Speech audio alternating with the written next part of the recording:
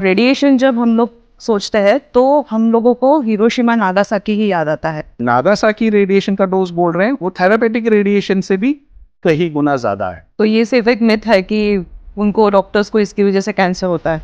आप आयोडेक्स वगैरह लगाते हैं तो मैंने देखा हुआ है कि शोल्डर पेन है तो शोल्डर में आयोडेक्स मस्त लगा के आ गया है, तो इनमें कुछ डे थोड़ा हैवी मेटल्स भी हो सकते हैं। इसीलिए वो ज्वेलरी भी हमको निकालने के लिए बोलते हैं। You go into that magnetic field, it becomes a projectile missile.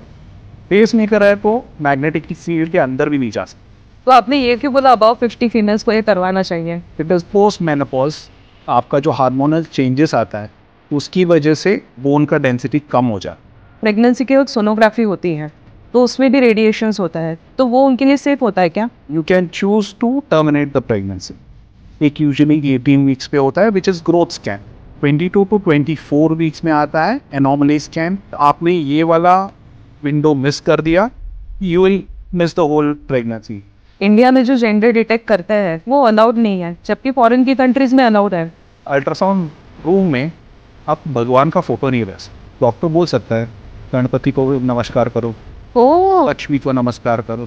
Kidney cancer and pancreatic cancer, उनका जो सिम्टम्स आता है काफ़ी लेट है। मैंने देखा हुआ है कि जो ड्रिंकर्स रहते हैं उनका पेन कैपेसिटी टॉलरेंस बेटर है। आपको किडनी स्टोन है इसका मतलब ये नहीं है कि आपको पेन होना ही चाहिए। मुझे ऐसा लगता है कि इंडिया में हम लोग बहुत लकी है कि इमीडिएटली आपको प्रिस्क्राइब करते हैं और आप स्कैन आपका करवा सकते हैं। The ease of imaging in India is very superior and the reporting quality I think it is definitely at par anywhere in the world. मेरा एक फ्रेंड ने बोला था कि उसका एक अच्छा ब्रांड था पीने के लिए, ब्लैक एंड वाइट। तो क्यों? तो बोल रहा था कि मेरा फील्ड भी ब्लैक एंड वाइट है, मैं भी ब्लैक एंड वाइट।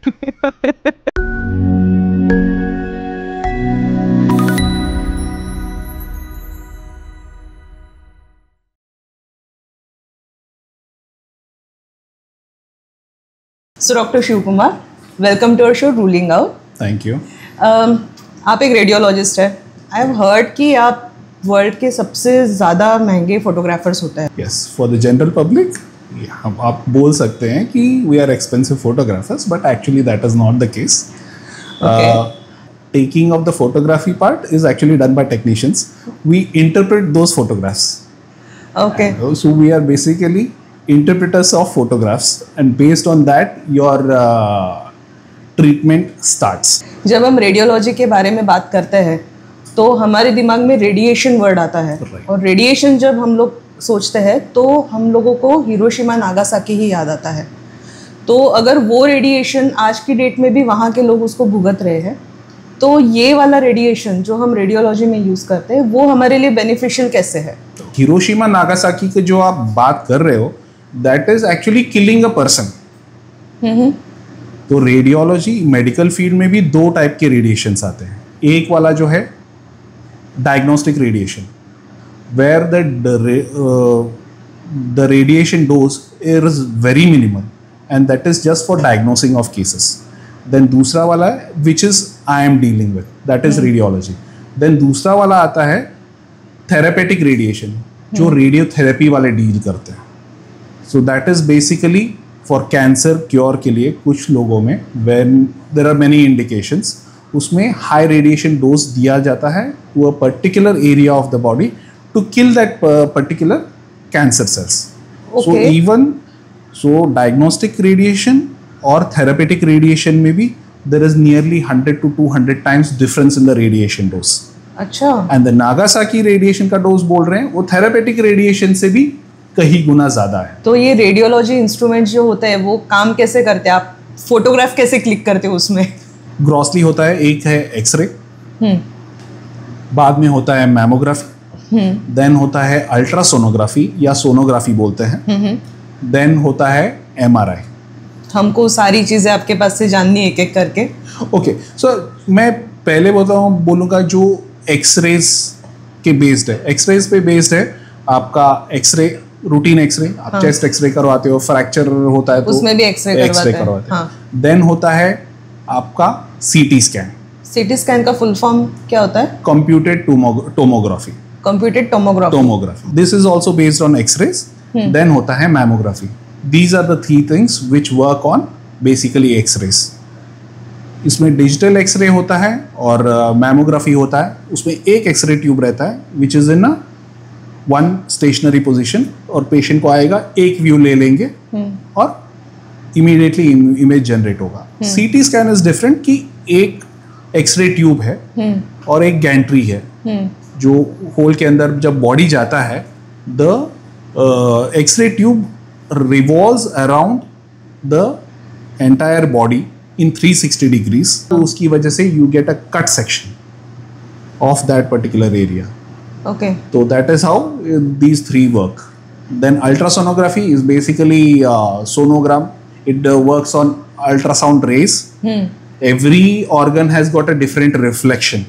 अगर वो बोन को हिट करेंगे तो पूरा रिफ्लेक्ट होंगे, फैट को हिट करेंगे तो आधा ही रिफ्लेक्ट होंगे, और सॉफ्ट टिश्यू को, लिवर को टच होंगे तो उसका स्कैटरिंग थोड़ा डिफरेंट होता है. उस बेसिस पे एक इमेज बनता है.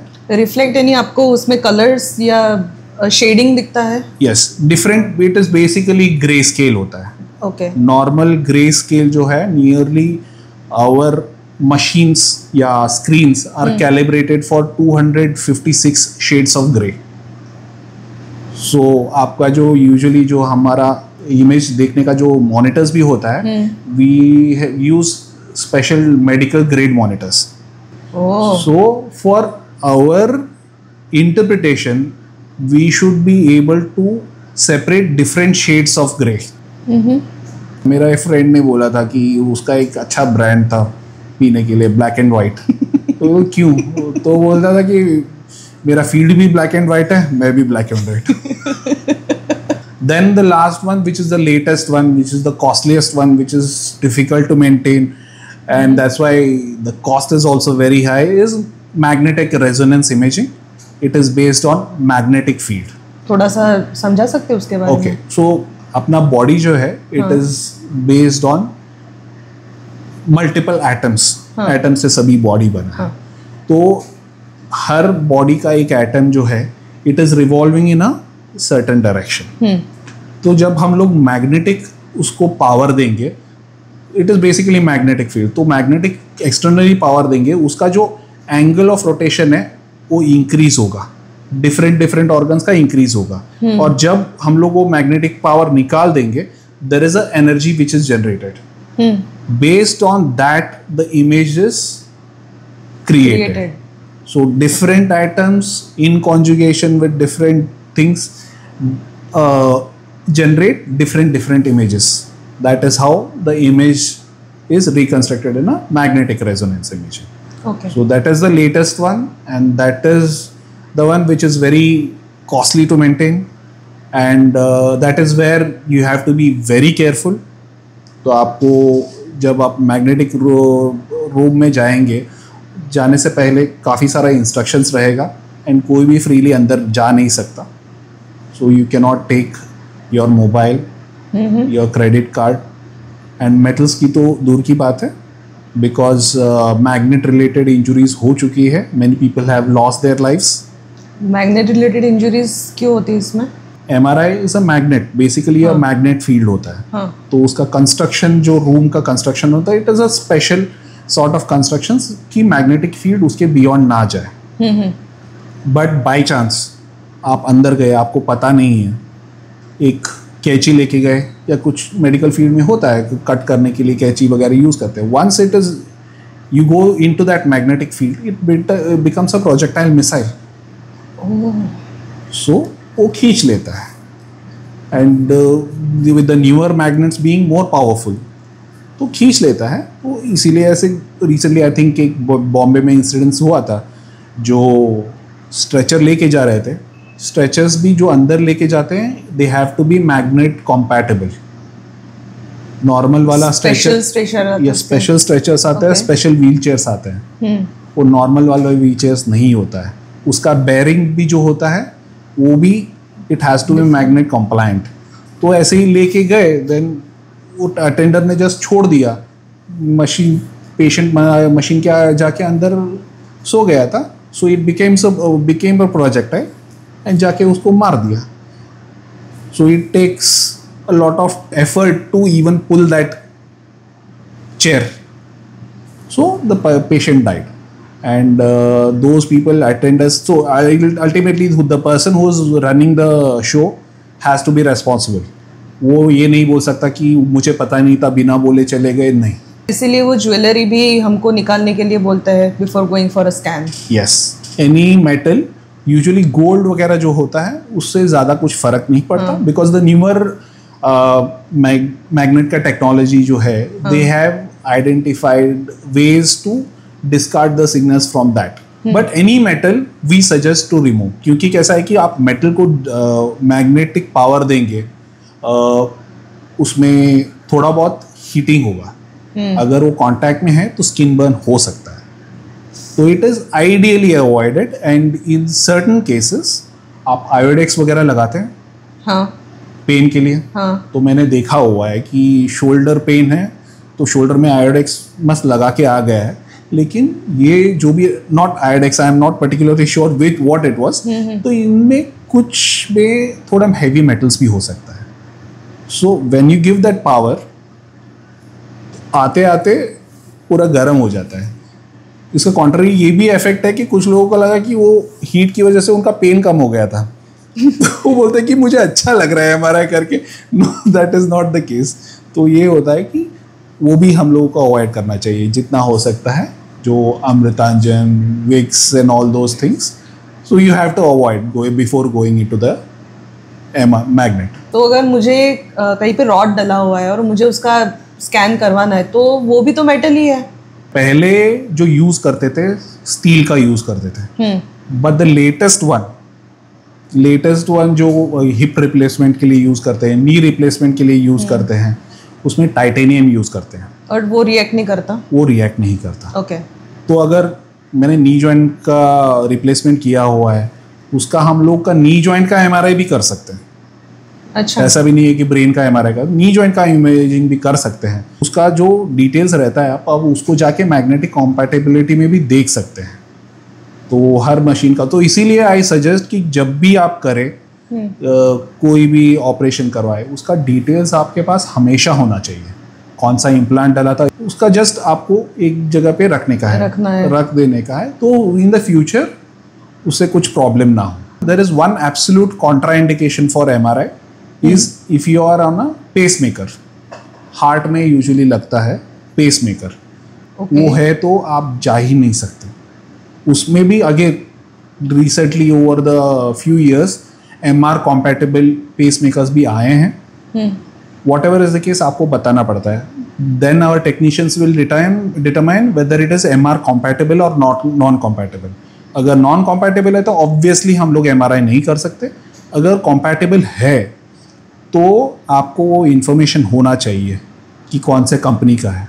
तो हर कंपनी का एक स्पेसिफिक टेक्नीशियन रहता है. हम लोग को उनका अपॉइंटमेंट लेके आना पड़ता है. एंड वो आएगा आदमी, वो एक सर्टेन सेटिंग पे रखेगा, देन आपका एमआरआई होगा, और वापस एमआरआई होने के बाद वो नॉर्मल सेटिंग रिज्यूम करेगा. तो पेस मेकर है तो आपको you have to be very careful, specially if you are even going with a patient. ऐसा नहीं है कि सिर्फ आपका स्कैन हो रहा है, किसी और का भी हो रहा है, तो आप मैग्नेटिक फील्ड के अंदर भी नहीं जा सकते. हमारा जो फर्स्ट एपिसोड हमने शूट किया था वो एक कार्डियोलॉजिस्ट के साथ किया था. तो उसमें एक सिटी एनजीओ भी आजकल आया है. करेक्ट. तो सिटी एनजीओ एग्जैक्टली होता क्या है? ओके, सिटी एनजीओ जो अभी जनरल पब्लिक में जो अवेयरनेस की तरह, जो स्क्रीनिंग की तरह मार्केटिंग किया गया है, that is city coronary NGO. City coronary NGO. Coronary जो हार्ट के वेसल्स है उसके लिए. तो उसमें भी गाइडलाइंस है. उसमें भी एक आता है कि सीटी calcium scoring. City calcium scoring. तो सीटी कैल्शियम स्कोरिंग में क्या होता है कि आपका कोरोनरी आर्टरीज जो होते हैं उसमें कैल्शियम डिपॉजिट मेजर किया जाता है और उसको एक स्कोरिंग दिया जाता है. तो दैट यूजुअली हम लोग बोलते हैं कि जिनका थोड़ा हाई रिस्क है या उनका कोलेस्ट्रॉल काफ़ी डिरेंज्ड है, तो उनको रूटीनली करने को बोलते हैं. तो वो within a certain limit, usually 300 रहता है. It depends on machine to machine. 300 क्या? जो कैल्शियम स्कोरिंग होता है उसके नीचे आपका होना चाहिए. ओके. अगर उसके ऊपर है तो then we ask to go for a CT coronary angio. सो ये कोरोनरी एंजियो जो कन्वेंशनल करते हैं वो एक नीडल डालते हैं आपके आर्टरी में और उसके थ्रू हार्ट तक पहुंच के then they inject the dye and see check करने के लिए। तो उसके लिए पूरा आपको एक दिन एडमिट होना पड़ेगा। एंड जब भी आप इतना बड़ा इंटरवेंशन करते हैं कि इनहेरेंट रिस्क होता है, प्रिज्यूम्ड रिस्क। अभी तो everyone is all the cardiologist are very good at it, तो अभी काफ़ी कम है, लेकिन फिर भी किसी को भी वैसे वाले लंबे प्रोसीजर्स में जाने के लिए थोड़ा डर लगा रहता है। तो उसके लिए एक सीटी कोरोनरी एंजियो है। तो बेसिकली इसमें एक आईवी लाइन डालेंगे, आर्टरी में नहीं डालेंगे हम लोग, वेन में डालेंगे और उसके बाद एक हाई प्रेशर में कॉन्ट्रास्ट इंजेक्ट करेंगे और उसके बाद आपका सीटी स्कैन कर लेंगे। तो उसकी वजह से भी वो आपको ठीक तरह से पता चल जाएगा आपका क्या आर्टरीज का क्या स्टेटस है। ओके हाँ, बट जनरल पब्लिक के लिए पहले काफ़ी चर्चा में आया था सीटी कोरोनरी एंजियो सब लोगों को करना चाहिए करना, लेकिन over the period of time उसका जो रोल है थोड़ा टोन डाउन हुआ है। तो जनरल पब्लिक के लिए सीटी कैल्शियम स्कोरिंग ज़्यादा यूज़ करते हैं। अगर उसमें रिस्क आ गया तो वो directly go for a conventional angiogram, क्योंकि कन्वेंशनल एंजियोग्राम में अगर आपको कुछ ब्लॉक दिखा तो इन द सेम सेटिंग आपको स्टेंट डाल के ट्रीट भी कर सकते हैं। इसमें सिर्फ स्कैन कर सकते हैं, इसमें जस्ट स्कैन होगा। आई वुड सजेस्ट सीटी coronary calcium scoring is very important, जो उसके लिए आपको कुछ प्रिपरेशन नहीं करना पड़ता, कुछ इंजेक्शन नहीं होता, आप कभी भी आ सकते हैं, खाना खा के भी आ सकते हैं, रैंडमली भी आके चेक कर सकते हैं, आराम से आके चेक करवा सकते हैं, उसके लिए कुछ भी नहीं है। And this is I have found this to be more helpful than CT coronary angio. अभी रिसेंटली एक किसी ने मुझे सजेस्ट किया था, doctor, he was a physician, कि उसने बोला कि क्या करवाना चाहिए, मेरा फ्रेंड है उसको हाई बीपी है तो क्या करवाना चाहिए, तो आई सेड कि सीटी कोरोनरी एंजियो करके देखते हैं, सीटी कैल्शियम स्कोरिंग करके। तो उसने बोला कि आई एम ऑल्सो अबाउट 60 कि मेरा भी करवा लेते हैं। तो जो फ्रेंड आया था उसका 50 आया स्कोर, और जो डॉक्टर जो उनके साथ आए थे उनका 1200 आया। 1200? So on the next day he went for a conventional angiogram and उनको 2 stent लगे and the person was totally asymptomatic. Okay. तो मेरे हिसाब से CT calcium scoring has become more important at this moment. So bone health के लिए भी एक स्कैन होता है जिसको DEXA स्कैन कहते हैं। So क्या होता है वो? DEXA scan is also called dual energy X-ray. Dual energy और it is also called bone mineral density. Okay. तो BMD भी बोलते हैं या DEXA भी बोलते हैं। So this also works on X-rays. ये भी X-ray पे होता है, very low radiation X-ray होता है। तो it generally tells you कि आपका bone health कैसा है, bone density कैसा है। And usually हम लोग suggest करते हैं all the females above 50 उन लोगों को करना चाहिए। और some people who are on chronic steroids उनका bone mineral density थोड़ा कम हो जाता है। Bone usually fracture कब होता है? Normal bone with an abnormal force, जो आपका road traffic accident होता है। Otherwise an abnormal bone with normal force, जो usually old age में होता है। तो आप चल रहे हो, just normal गिर गए, फिसल गए और गिर गए, तो उसके बाद फ्रैक्चर हो जाता है। That is an abnormal bone, जो आपका normal fall भी इम्पैक्ट भी ले नहीं पाता।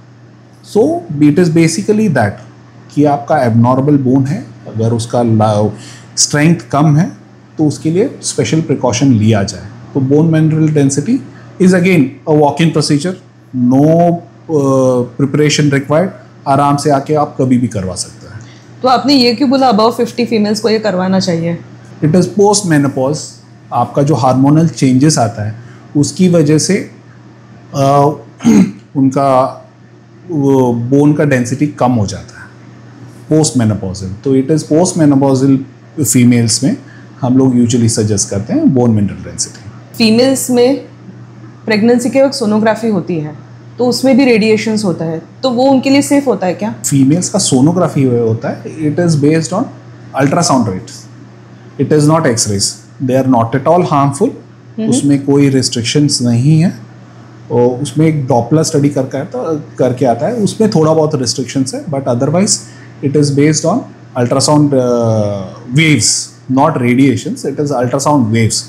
तो उसमें कुछ भी हार्मफुल इफेक्ट नहीं है, तो उसमें कोई रेस्ट्रिक्शंस नहीं है, and it is totally safe, उसमें आराम से करवा सकते हैं। तो उसके क्या क्या स्टेजेस रहती है, कौन से स्टेज पे हम लोग ये सोनोग्राफी करवा सकते हैं? इसमें स्टेजेस ये होते हैं, फर्स्ट होता है first trimester, second trimester, third trimester, जो प्रेगनेंसी के 3 स्टेजेस होते हैं। तो फर्स्ट ट्राइमेस्टर में 2 स्कैन्स होते हैं यूजुअली। एक होता है आपको रूटीन डिटर्मिनेशन स्कैन। उसमें क्या देखता है? मतलब बेबी का नॉर्मल साइज है या नहीं, overall size, that will be the size of this. तो आपको इतना साइज एज के हिसाब से है या नहीं है, उसमें हार्ट बीट है कि नहीं है, प्लासेंटा का सही इम्प्लांटेशन हुआ है कि नहीं, वो वाला था, that is a determination scan. Then आपको 11 to 12 वीक्स में एक आता है NT scan, NT nuclear translucency scan. इसका इंपॉर्टेंस क्या है? It presumes the risk of the baby having some genetic abnormality like Down syndrome. Down syndrome को possibility है या नहीं है। सो उसमें भी बहुत सारे पैरामीटर्स होते हैं, like nuclear translucency. Nuclear is basically an area behind your neck, उसमें थोड़ा बहुत फ्लूइड रहता है, उसका थिकनेस। तो उसमें एक प्रोटोकॉल रहता है कि जब आप वो इमेज ले रहे हो, आपका नाक मैंडिबल एक लाइन में आना चाहिए, सर्टन बहुत सारे एंगुलेशंस रहता है, तो वो बियॉन्ड उसके पैरामीटर्स में ही होना चाहिए। उसके based on that risk stratification होता है। If it is beyond a certain limit, very high incidence of possibility of a Down syndrome, you can choose to terminate the pregnancy. So the NT scan is one. Second trimester में 2 scan आते हैं, एक usually 18 weeks पे होता है, which is growth scan, routine growth हो रहा है या नहीं हो रहा है, वो वाला। देन यूजुअली 22 to 24 वीक्स में आता है एनॉमली स्कैन या 3D स्कैन या 4D स्कैन, जो भी आपको उनको बोला। That is very very very important, because आपने ये वाला विंडो मिस कर दिया, you will miss the whole pregnancy. इसमें क्या होता है कि इसमें एवरी ऑर्गन इज लुक्ड। आपका ब्रेन है, ब्रेन में सेरेब्रम होता है, सेरेबेलम होता है, वेंट्रिकल्स होते हैं। सो उसमें सभी क्राइटेरिया आते हैं, वो आपको वो स्कैन करना पड़ता है। देन आइज का होता है, देन आपको इवन क्लेफ्ट लिप आपने सुना होगा, cleft lip, even that can be diagnosed. Lip का जो स्प्लिट आता है वो, तो ये लिप हो गया। उसके साथ यूजुअली पैलेट का भी स्प्लिट हो सकता है। Palate is the roof of your mouth, तो वो भी डिटेक्ट होता है, वो भी डिटेक्ट हो सकता है। And it is important, and if someone has missed it, you can not miss it. आपको मिस नहीं करना चाहिए, that is one of the basic. In fact अगर आप फोरआर्म देखेंगे तो इसमें दो बोन्स आएंगे, उसका लेंथ का भी क्राइटेरिया, बोथ शुड मैच। अगर एक छोटा है एक बड़ा है, so that is a predictor for some skeletal dysplasias. you have to even count the number of fingers, and then आपका हार्ट आएगा, देन लंग्स आएंगे, देन स्टमक, किडनीज नीचे जाते जाते लोअर लिम्स आएंगे, वो हो जाएगा। Then heart again is a separate study, usually 22 to 24 weeks में ही होता है। We call it fetal echo. तो जनरली जब एनोमली स्कैन करते हैं, they just see the heart कि 4 चेम्बर्स है या नहीं है। उसमें भी आता है फीटल इको। फीटल इको में कुछ congenital मालफॉर्मेशंस like atrial septal defect, ventricular septal defect, जो चेम्बर के बीच में एबनॉर्मल कम्युनिकेशन होते हैं। So that is also important. कि आई यूजुअली सजेस्ट कि ये वाला जो स्कैन है, it is very important. You will be playing with the life of 3 people, the parents and the baby, and एक बार बच्चा हो गया, then the parents, there is no going back. The parents have to suffer lifelong. So ये वाला जो है, many people say कि मुझे बोलते हैं कि वो उधर करवाना है, 400 में हो जाएगा, 500 में हो जाएगा। Don't think about that. Money is not at all important. It is just this scan. बाकी वाला स्कैन में आप थोड़ा बहुत इधर उधर हो जाएगा, लेकिन ये वाला जो स्कैन है आप वापस नहीं जा सकते। एंड अल्ट्रासाउंड इज समथिंग जो रियल टाइम में होता है डायग्नोस। अगर सीटी स्कैन कर लिया, चलो अभी तो टेक्नोलॉजी ऐसे बढ़ गया है, तो मैं सीटी स्कैन करके I can send to someone in US and they can review and get back to me. लेकिन सोनोग्राफी इज समथिंग जो तभी होता है, तभी डायग्नोस होता है, तो उसमें आपको बिल्कुल कॉम्प्रोमाइज़ नहीं करना चाहिए। एनोमली स्कैन आपको ऑलवेज अपॉइंटमेंट लेके get it done from a very good doctor. Then third trimester obviously is a routine growth scan. उसमें एक डॉपलर भी आता है। डॉपलर इज बेसिकली आपका ब्लड वेसल्स, ब्लड बच्चे को ठीक जा रहा है कि नहीं, प्लासेंटा को ठीक जा रहा है कि नहीं। सो ये 3 स्टेजेस में होता है, but important are 2। One is NT scan जो 11 to 12 वीक्स में होता है या 13 वीक्स तक कर सकते हैं। देन होता है anomaly scan which is between 22 to 24 weeks. These 2 are very vital, you should never compromise on these 2। India में जो जेंडर डिटेक्ट करते हैं, मेल है फीमेल है बच्चा, तो वो अलाउड नहीं है, जबकि फॉरेन की कंट्रीज में अलाउड है। The problem is our society, क्योंकि इन्फेंटिसाइड अभी भी है, प्रेफरेंस टू मेल चाइल्ड अभी भी है। गवर्नमेंट ने ही इनिशियली चालू करवाया था कि डिटेक्ट करे इनिशियल फेज में। जब हुआ था 70s में आया था तो वो एक्टिवली करते थे, लेकिन उसकी वजह से फीमेल फीटिसाइड बहुत होने लगा।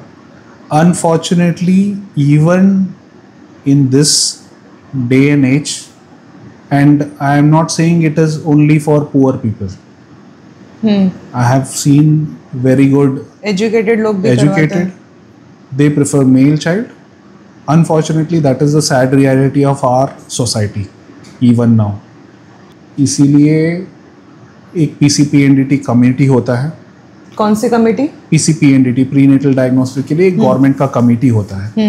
तो हर डिस्ट्रिक्ट में एक सेपरेट ऑफिस होता है। अगर आप अल्ट्रासाउंड मशीन लेते हैं तो उसको इंफॉर्मेशन उनको होना चाहिए, और उनको इन्फॉर्मेशन होना चाहिए कि मशीन कहाँ रखा हुआ है, and the person who is registered on the machine only he is allowed to operate. तो आप बाहर जाएंगे तो आपको उधर दिखेंगे कि टेक्नीशियन सोनोग्राफी कर रहे हैं, बाद में रेडियोलॉजिस्ट इमेज देख के रिपोर्ट करते हैं। इधर नहीं, वैसा नहीं है। The person who is allowed, who is registered on that machine, only he is allowed to touch the machine. आप सोच नहीं सकते कि एक रूल है कि अल्ट्रासाउंड रूम में आप भगवान का फोटो नहीं रख सकते। क्यों? क्योंकि डॉक्टर बोल सकता है गणपति को नमस्कार करो, लक्ष्मी को नमस्कार करो। अरे रियलिस्टिकली मैं तो वैसे भी बोल सकता हूँ, लेकिन ऐसे रूल्स आ चुके हैं। कोई भी जगह अल्ट्रासाउंड मशीन में आप जाते हैं, आप देख लीजिए अल्ट्रासाउंड रूम के अंदर भगवान का फोटो नहीं रहेगा।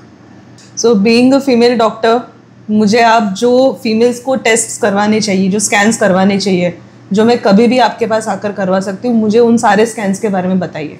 अबाउ 40 एक सर्टन टेस्ट आपको रूटीनली करवाने चाहिए। जैसे एक होता है मैमोग्राफी।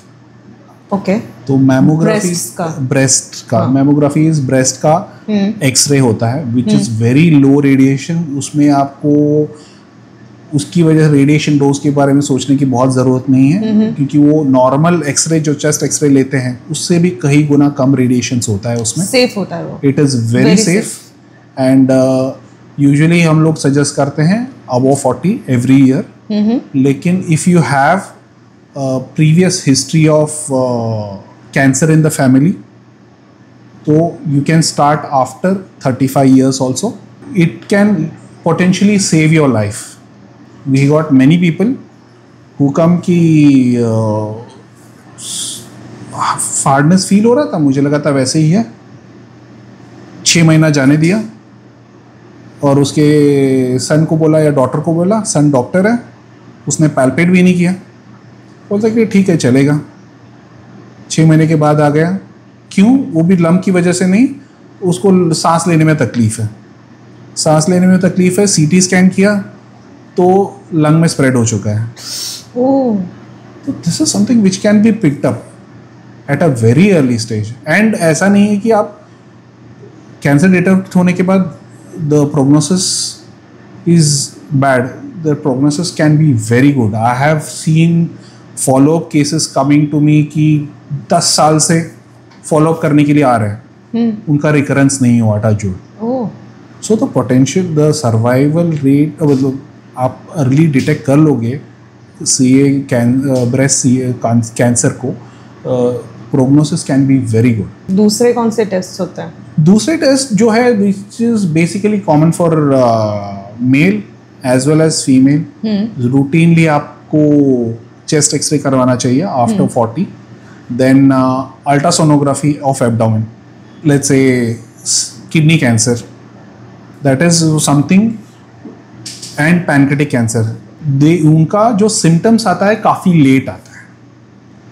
जब छोटा रहता है वो कुछ सिम्टम्स प्रोड्यूस ही नहीं करते. ओके.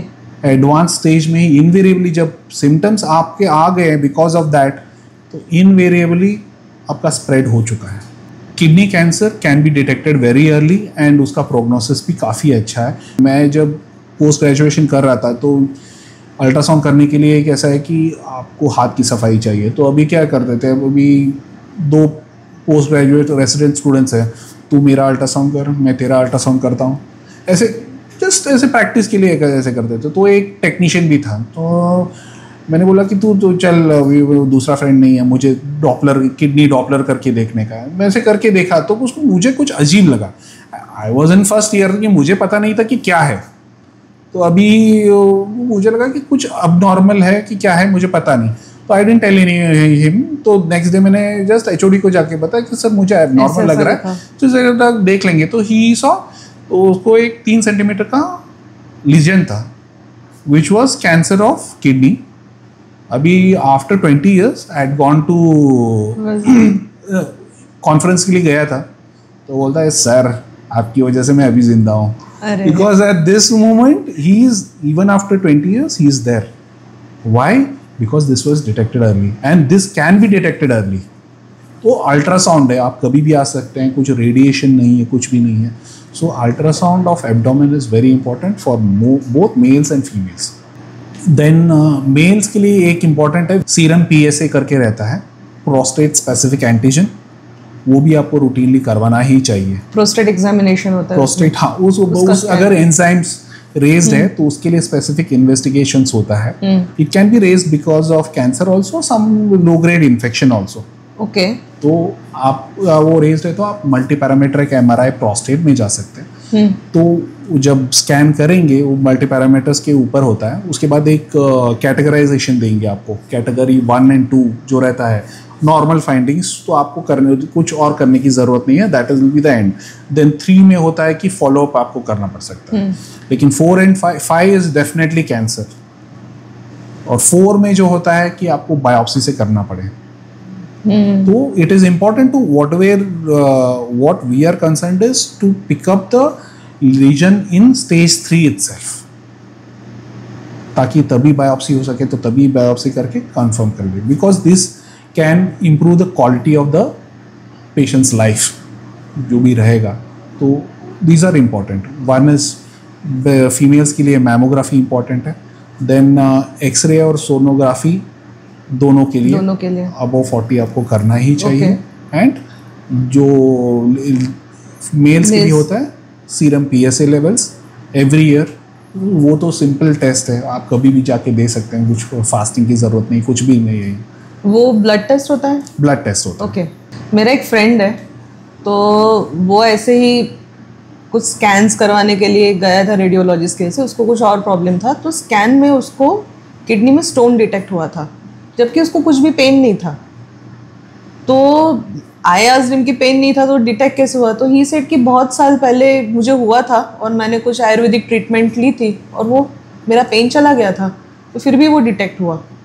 किडनी स्टोन्स का जो कॉन्सेप्ट है, आपको किडनी स्टोन है इसका मतलब ये नहीं है कि आपको पेन होना ही चाहिए. पेन कब होता है, किडनी से निकल के एक नली आती है जो आपको पिशाब को थैली को कनेक्ट करते हैं, जिसको हम लोग बोलते हैं यूरेटर. ओके। अगर उसमें जाके कई बार वो डिसलॉज होके जाके अटक जाता है, तो एक बार अटक जाता है तो आपका यूरिन फॉर्मेशन हो रहा है, लेकिन यूरिन जा नहीं रहा है, इसके लिए किडनी के ऊपर प्रेशर बढ़ रहा है, और उसके बाद उसके किडनी का कैप्सूल स्ट्रेच होता है, पेन उसकी वजह से होता है। ओके। तो इट इज़ नॉट नेसेसरी कि आपका किडनी स्टोन है तो आपको पेन होना ही चाहिए, लेकिन इसमें भी एक पॉइंट है, आपके फ्रेंड्स के रेफरेंस के जैसे आया था, कई बार कैसे कर किडनी स्टोन जब होता है, पेन होता है, body has got some mechanism to shut off the pain. तो ऐसे भी कर सकता है कि it can shift the function of the kidney to the opposite side. जैसे तो अगर समझो कि यूरिन मुझे 100 ml निकालने का है, हाँ, तो दोनों 50-50 निकाल रहे हैं, हाँ, समझो कि इससे प्रेशर जा ही नहीं रहा है, मतलब तो वो दूसरे पे प्रेशर डालेगा और वो कंपेंसेट कर देगा, one kidney is good enough. लेकिन इन द मीन वाइल ये किडनी के ऊपर प्रेशर होता ही जाता है, तो उसकी वजह से दैट किडनी में गो इनटू फेलियर। तो इसीलिए it is important many of the times कि कुछ लोग, आई have seen cases 30-40 year old कि उनको किडनी स्टोन था, तो उन्होंने कुछ गाउटी दवाई, कुछ लोग बोलते हैं गाउटी सम हर्ब्स, कुछ तो ऐसे ऐसे क्वैक्स दे देते हैं, इट कैन बी एनीवन, तो वो दे देते हैं, उसके बाद पेन उनका चला जाता है। दैट डजंट नेसेसरली मीन आपका स्टोन चला गया है। इट इज़ इम्पॉर्टेंट, आपको स्टोन है, स्पेशली आपको यूरेटर में स्टोन है, आपको हमेशा फॉलोअप स्कैन करना चाहिए ताकि स्टोन गया है कि नहीं, बिकॉज मेनी टाइम्स पेन जाता है बॉडी के एडेप्टेशंस की वजह से, या कुछ सम ऑफ दीज हर्ब मेडिसिन जो होता है उसमें पेन किलर भी हो सकता है। In fact I have seen cases with patient with 3 stones in the right ureter, कोई पेन नहीं, वो ड्रिंक करता था, वो somehow वो मैंने देखा हुआ है कि जो ड्रिंकर्स रहते हैं उनका पेन कैपेसिटी टॉलरेंस बेटर रहता है, मैंने देखा हुआ है। तो 3 स्टोन था, उसकी वजह से पेन नहीं है, उसको इस बार पेन हुआ था अपेंडिक्स की वजह से। जब मैं सोनोग्राफी में कर रहा था तब डिटेक्ट हुआ, तब मुझे डिटेक्ट ये स्टोन भी है, but in the mean time वो किडनी ऑलमोस्ट फेलियर में था। सो दैट इज इम्पॉर्टेंट कि आपको स्टोन है तो आपको फॉलोअप करना चाहिए। आप कोई भी मेडिसिन ले ले, वो कैसे काम करता है वो अपने को पता नहीं है। अभी एलोपैथिक के हिसाब से मुझे जितना पता है, there is no specific medicine which can break the stone, it is basically to flush out the stone, system से फ्लश आउट करने के लिए, right. But some people claim कि हमारा मेडिसिन जो है ब्रेक करता है। Whatever is the process, I am not an expert in that, but what is important कि पेन सबसाइड होने का मतलब नहीं है कि स्टोन चला गया है। स्टोन जाना चाहिए एंड उसके लिए फॉलो अप इमेजिंग करना ही चाहिए irrespective of the pain. Stone गया तो very well and good, no matter what you are following, पानी के साथ नींबू के निकाल के पी लो, कुछ भी पी लो, लेकिन स्टोन जाना चाहिए बस। ये जो आपने सारे टेस्ट बताए हमको करने चाहिए, तो उसके कुछ स्पेसिफिक इंस्ट्रक्शंस होते हैं क्या जब हम लोग आपके पास आते हैं डायग्नोसिस के लिए? तो कुछ जैसे कि फास्टिंग में आना है या तो कुछ ज्वेलरी नहीं पहननी है, ऐसे कुछ इंस्ट्रक्शंस अगर आप हमको बता सके। यस, एक्सरे का जो है उसका तो कुछ भी नहीं रहता, आप कभी भी वॉक इन कर सकते हैं। अल्ट्रासाउंड में यूजुअली अगर आपका समझिए कि पेट का सोनोग्राफी सबसे ज़्यादा कॉमन होता है। पेट का सोनोग्राफी के लिए अगर स्पेशली गॉल ब्लैडर का देखने का है तो गॉल ब्लैडर डिस्टेंट होना चाहिए, तो उसके लिए यूजुअली सजेस्ट करते हैं कि 3 घंटे का फास्टिंग हो, 3 घंटे का फास्टिंग, लेकिन आप पानी पी सकते हैं। कुछ लोग फास्टिंग बोलते हैं तो पूरा बिना पानी पिए आ सकते हैं, ऐसे कुछ नहीं है। जो प्रेगनेंसी का स्कैन होता है फर्स्ट ट्राइमेस्टर का होता है तो यूट्रस उतना बड़ा नहीं रहता, तो हम लोगों को चाहिए कि यूरिनरी ब्लैडर, आपका पेशाब का थैली जो बोलता है, वो फुल होना चाहिए। उसके थ्रू ही हम लोग यूट्रस देख सकते हैं, बच्चे को देख सकते हैं।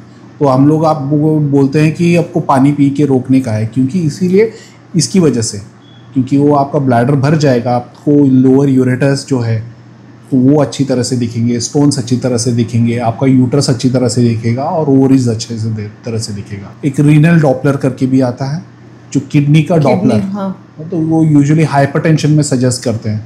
उसमें स्ट्रिक्ट रहता है कि 4 घंटे का फास्टिंग होना चाहिए, क्योंकि उससे गैसेस वगैरह कम हो और किडनीज अच्छी तरह से दिखें।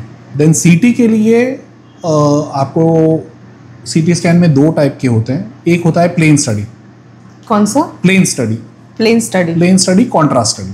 ठीक है। प्लेन के लिए कोई ज़रूरत नहीं है, आप आके अगर किडनी स्टोन के लिए है तो इधर आके पानी पी के सकते हैं। अगर समझिए कि आपका कॉन्ट्रास्ट स्टडी होता है, कॉन्ट्रास्ट इज बेसिकली एक आयोडिनेटेड मटेरियल होता है, आयोडिनेटेड कॉन्ट्रास्ट मटेरियल जो आपको वेन के थ्रू इंजेक्ट किया जाता है।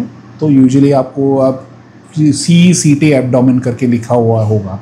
It is basically contrast enhance CT scan of abdomen and pelvis. नहीं तो कुछ बोलते हैं CT abdomen plain and contrast. तो ऐसे वाले चीज़ों में आपको 4 घंटा भूखा पेट आना पड़ता है और एक ब्लड रिपोर्ट रहता है सीरम क्रिएटिनिन करके, which tells you about the kidney function. क्योंकि हम लोग जो IV कॉन्ट्रास्ट देते हैं, it is a heavy material and it gets excreted through the body through the kidneys. तो आपका किडनी अच्छी तरह से फंक्शनिंग होना चाहिए। जो आपका सीरम क्रिएटिनिन डिटरमाइन करता है वो बियॉन्ड उसके अंदर ही हो। एक यूजुअली 1.5 तक हम लोग दे सकते हैं।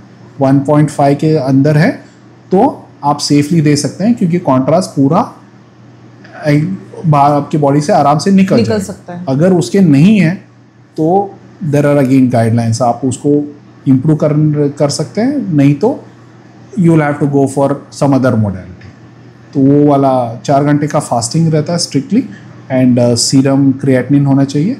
And any contrast study B it in CT scan और MRI हमेशा एक रिलेटिव होना चाहिए। रिलेटिव क्यों होना चाहिए? जो कॉन्ट्रास्ट मटेरियल होता है, it is basically an injection which is a heavy material. इसमें कॉन्ट्रास्ट रिएक्शन आने के चांस होते हैं। कैसे रिएक्शंस? आपको ठंडी बढ़ सकती है, सर्दी, फीवर आ सकता है, mild reactions, but sometimes severe reactions भी आ सकते हैं। तो कुछ लोगों का कैसा है कि एलर्जिक टेंडेंसी ज़्यादा रहती है। हम लोग यूजुअली जब कॉन्ट्रास्ट करते हैं एक एनेस्थेटिस्ट को बुला के रखते हैं। एनेस्थेटिस्ट आपको एनेस्थीसिया नहीं देने के लिए नहीं, कॉन्ट्रास्ट रिएक्शन आ गया तो मैनेज करने के लिए। बहुत सीवियर आ गया तो इनवेरिएबली अगर बाय चांस कोई सीवियर रिएक्शन आया है तो हम लोग को ऑब्जर्वेशन के लिए किसी हॉस्पिटल में एडमिट करना पड़ सकता है। तो इसीलिए हम लोग सजेस्ट करते हैं एक बाय स्टैंडर या रिलेटिव कोई तो होना चाहिए, समवन हु इज रेस्पॉन्सिबल, जो कंसेंट साइन पे वही कंसेंट फॉर्म पे वही साइन करे। करेक्ट। कभी आपके पास कोई ऐसा पेशेंट आया कि MRI में उसको डर लग रहा हो, अंदर जाने के लिए रेडी नहीं हो?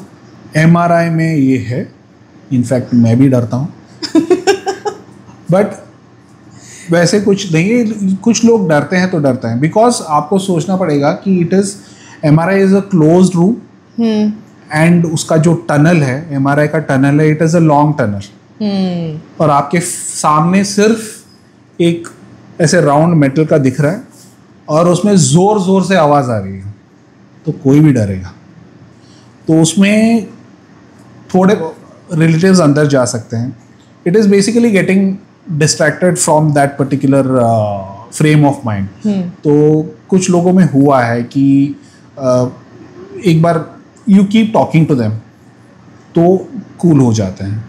एंड ब्रेन अगर समझो कि स्पाइन का MRI है तो इसमें एक पॉसिबिलिटी है कि आपका हेड के बजाय पैर पहले अंदर जाए और आपका फेस वो टनल से बाहर रहे और आपके साथ कोई रिलेटिव हो, तो उससे भी काफ़ी सारा इम्प्रूवमेंट हो जाता है एंड उससे most of the times solve हो जाते हैं। But unfortunately there are people even in my family जो बहुत ही डरते हैं एंड अनफॉर्चुनेटली उसके लिए एक ही सोल्यूशन है, एनेस्थीसिया देना पड़ता है अपने को। ऐसे भी हो सकता है कि उनको एक हेडफोन भी दे दें विच इज़ अगेन MR कॉम्पैटिबल और इधर से कुछ गाना भी चालू कर सकते तो वो नॉइज थोड़ा सा, हाँ नॉइज उनसे डिस्ट्रैक्ट हो जाएगा. That is also you can actively ask for it also.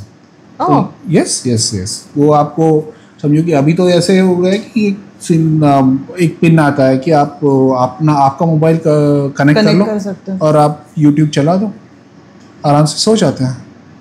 And in fact अभी रिसेंटली एक पेशेंट वो अंदर हमने कर दिया था, वो बाहर आके बोलता है कि मज़ा आया.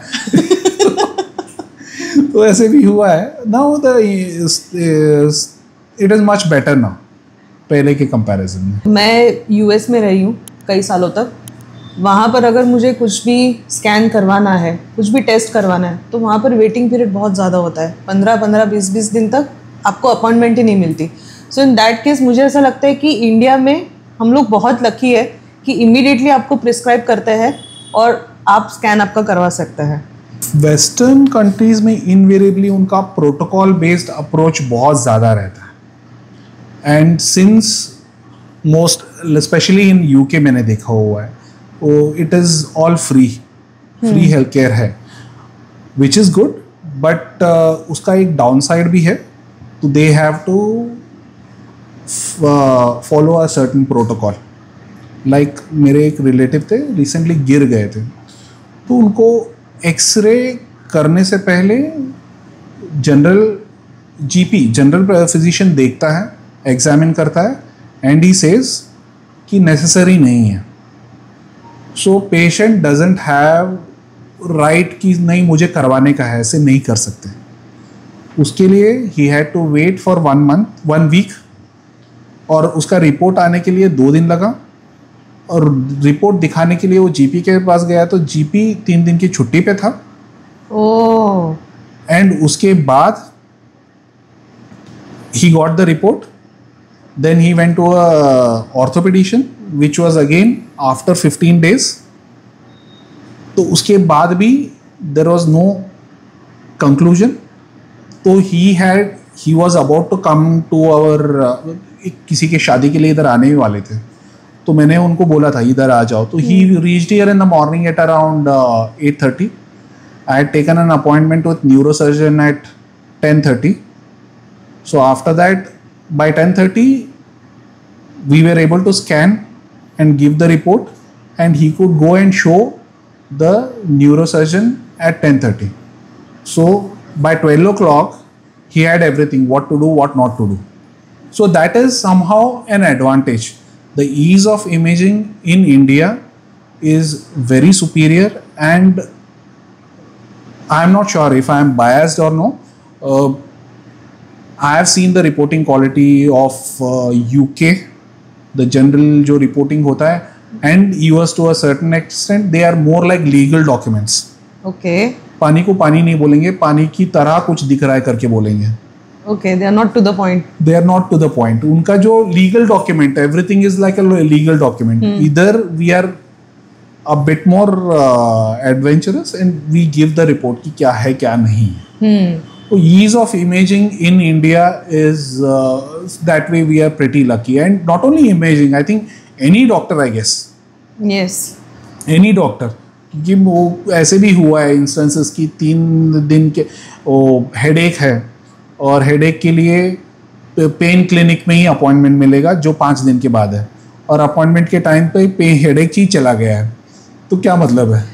That is what my point was कि क्रिटिकल जब भी सिचुएशन आती है ना, इंडिया में आपका तुरंत इलाज हो जाता है. Yes, जो फॉरेन कंट्रीज में नहीं होता है. Yes, that is there. And especially in radiology imaging point of view, the machines which are available and the reporting quality, I think it is definitely at par anywhere in the world, for sure.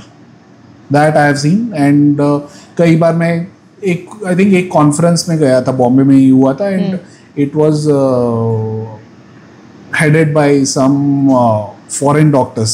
तो हमें भी लगता है कि जाके थोड़ा मिलना चाहिए, थोड़ा डाउट्स क्लियर होना चाहिए, specially after a certain years of practice एक डाउट्स एक्यूमुलेट हो जाते हैं. तो अल्टीमेटली जाके मैंने देखा, सब कुछ क्वेश्चन पूछा, तो तभी मुझे रियलाइज हो गया कि हम लोगों को जो डाउट था उनको भी वही डाउट था. तो so we can fairly confidently say we are at we are at a good level at this moment.